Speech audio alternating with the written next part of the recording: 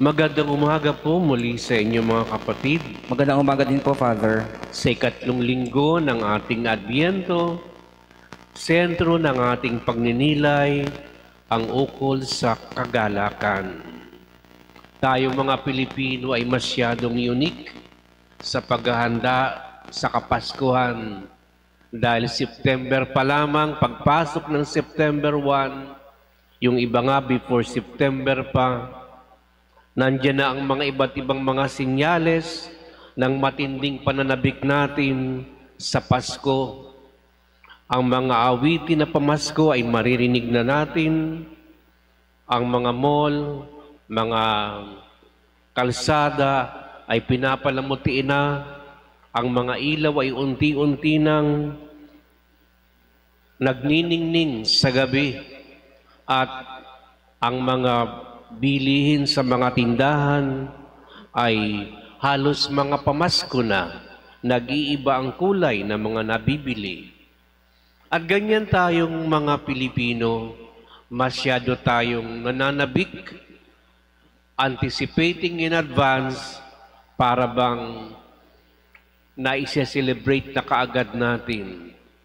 At pagpasok ng Disyembre o Nobyembre pa nga lang, yung last week, may mga nagki-Christmas party na. Kaya pagdating ng Pasko, tapos ng exchange gift at lahat, kaya parang madaling natapos ang Pasko. Pero sa totoo, ang exchange gift dapat ay ginagawa tuwing 3 hari sapagkat ito yung pagkakataon na nagdala ng kanilang mga regalo ang 3 haring mago sa paanan ni Jesus. Kaya mga kapatid, kung tutuusin, ang ating mga paghahanda in anticipation ay nakatutuwa at nakagagalak dahil pagsapit ng Disyembre, ang daming nagaganap ng mga activity, party dito, party doon, reunions, at kung ano-ano pa, kainan, lahat ay masaya. Pero may isang bagay kuminsan na nakakalimutan ng mga tao dahil ang mga paghahandang ito mula Setyembre ay halos mga panglabas lamang. All are mostly externals. Pero ang totoo, ipinapahayag ngayon ni Juan ang dapat natin na ginagawa. Huwag nating kakalimutan ang 4 na linggo ng Adbyento sapagkat ito yung pagpunta at pag-anyaya ni Juan para tayo pumunta sa ilang upang katagpuin si Kristo doon sa pamamagitan ng pagtingin natin at pagbabalik sa ating buhay, sa ating kalooban at kaisipan, sa ating kaluluwa at makatagpo ang Diyos dito. Kung kaya mga kapatid, ang Pasko ay lumilipas na masaya naman talaga ang mga pamilya, ang mga tao. Pero may sasaya pa ba kapag ang Diyos na mismo ang nananahan sa atin? Yan ang malakas na panawagan ni Juan ngayon nang sabihin niya, tuwirin ninyo ang landas sa dadaanan ng Panginoon. Ako ang tinig mula sa ilang. Kinakatagpo tayo ng Diyos sa ilang ng ating buhay sa mga pagkakataon na tayo'y nawawalan, kulang, maraming problema. Ito mga kapatid, yung disyerto ng ating buhay. At doon ay nais tayong katagpuin. At sa lingwahe ni Propeta Isaias, sa unang pagbasa sinasabi niya, lahat ng mga pangyayari ay dapat tingnan ng positibo at may kagalakan. At ano ang tinutukoy niya? Ano mang nangyayari sa buhay ng tao, dapat salubungin ito ng may kagalakan. Ganyan din ang sinasabi ni Apostol San Pablo sa mga taga-Tesalonika. Galak din ang kanyang inihahandog sa atin upang tayo'y huwag mabulid sa maraming tukso na tayo maging desperado sa buhay. Tingnan palagi ng may galak dahil ang katatagpuin natin sa anumang mga krus na ating pagdaraanan, mabuti man o masama sa ating paningin, ito'y palaging mauuwi sa kagalakang nagmumula sa Diyos. At ito mga kapatid ang pinupunto ng pagbasa't Ebanghelyo sa araw na ito, na tayo'y palaging magalak dahil ang Diyos ay sumasa atin. Ano ba sakto ang panawagan ni Juan sa mabuting balita? Dahil nagpasugo ang mga saserdote ng mga Pariseyo at Levita upang katagpuin si Juan at tanungin kung sino ba talaga siya at anong masasabi niya sa kanyang sarili. Ito'y isang susi upang ang tao ay totoong magkaroon ng kagalakan sa kanyang puso. At ano ang sagot ni Juan, mga kapatid? Sabi niya, hindi naman ako ang Mesiyas, hindi rin ako ang propeta Elias, at lalong hindi naman ako isa sa mga propeta. Sino ka kung ganon? Sabi ng mga Pariseyo. Ang sabi ni Juan, ako ang tinig na sumisigaw sa ilang. Tuwirin ninyo ang daraanan ng Panginoon. Ibig sabihin, mga kapatid, walang inaangkin na pagdatangi si Juan ukol sa kanyang sarili. True to his mission, sinasabi niya palagi, Christ must increase in me, so I must decrease. Dapat mas makilala si Kristo sa aking mga sinasabi, sa aking mga ginagawa at ipinapahayag, kung kaya ito ang kanyang pagdatangi kay Jesucristo. Na hindi ako ang importante dito. Ang importante ay ang taong darating na hindi man lamang ako karapat-dapat na magkalag sa tali ng kanyang panyapak. Binibinyagan ko kayo, pero hindi nyo nakikilala ang darating, andyan na siya.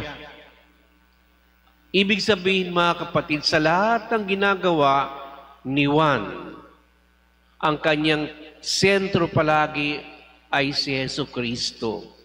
At ito ang matinding panawagan ngayon sa atin.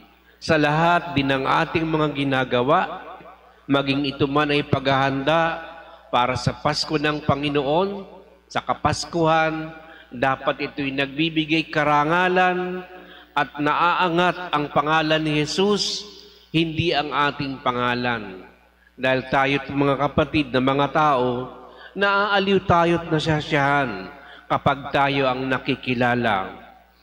At bakit nga ba may mga tao na kapag nagbibigay ng tulong, hindi na nila pinasasabi ang kanilang pangalan. Inililihim na lamang nila.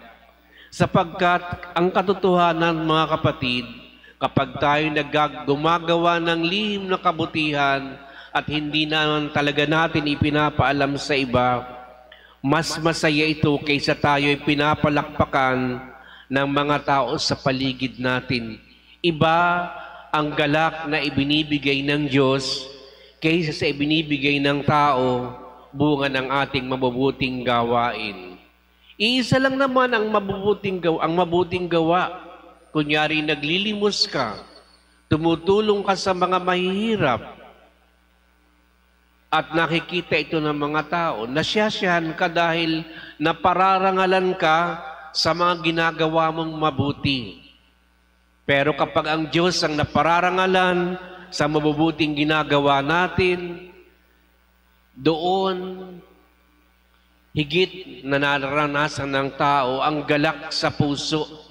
At yun ang nais, mga kapatid, na ipadama sa atin ni Jesus, na makarating tayo sa pagnunubinang ito at sa lahat ng pinaghahandaan natin, hindi sa mga panglabas na bagay, bagamat ito'y may hatid ring saya sa ating buhay, sana'y ang saya ng Panginoon na sumasa atin, ang Emmanuel, ang totoong ating maranasan. Hindi lamang tuwing ganitong panahon ng Pasko o Adbiento, kundi sa buong panahon ng ating buhay. Kaya kung may malakas na mensahe sa atin ng Diyos, tulad ni Juan, ang kababaang loob. Huwag ilalagay ang sarili upang malagay ka sa pedestal at ang Diyos ay mababa. Piliin palagi na ang Diyos ang siyang nasa itaas, siyang nakikilala sa lahat ng ating mga gawain at pagkilos, at tayo ay unti-unting nag-fade away doon sa senaryo. Hanggat maaari, hindi tayo ang makilala, kundi ang Panginoong Hesukristo. At yan, mga kapatid, ang susi ng tunay na kagalakan ng tao, na kung tayo naghahanda man, sana'y ito ang maging pagkaabalahan natin. Dahil ito ang totoong nagbibigay ng galak sa puso ng tao. Kaya sa linggong ito, mga kapatid, tayo ay nagsindi ng kulay rosas dahil malapit na talaga ang Kapaskuhan. Ibig sabihin, sana'y totoong mapalapit tayo sa puso ni Jesus at si Jesus ay sumaatin dahil ang kulay rosas na yan ay nangangahulugan ng galak na ibinibigay ng Diyos sa atin.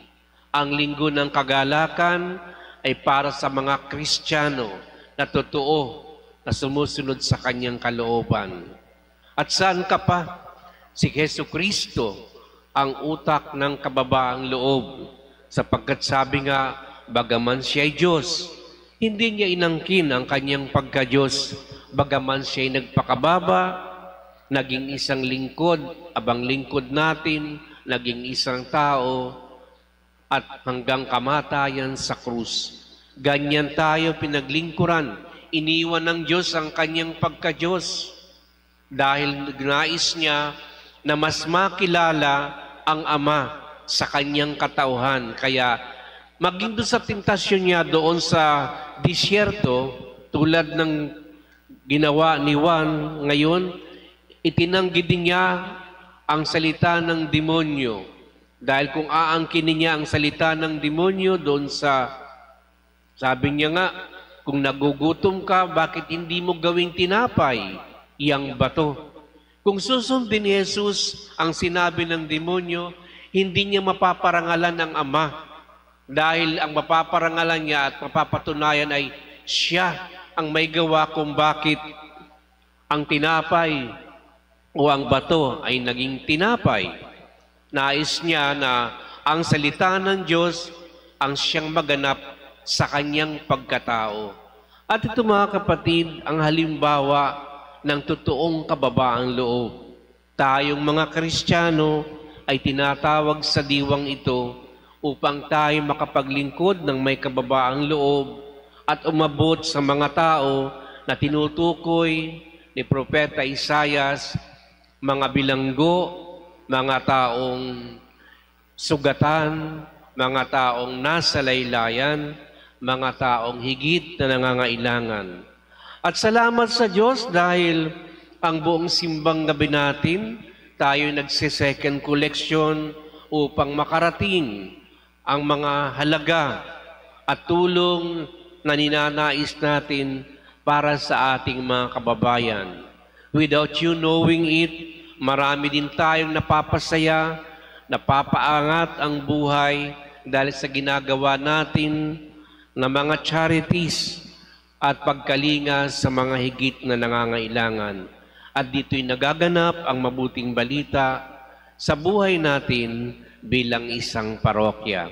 Kaya sa diwa ng pasasalamat, mga kapatid, magkaisa tayong magpuri sa Panginoon sa umagang ito upang tayo'y basbasan niya at bigyan ng isang masaganang bukas sa ngalan ng biyaya na ipinagkakaloob niya ang galak sa puso ng tao na nagmumula sa Panginoong Hesukristo.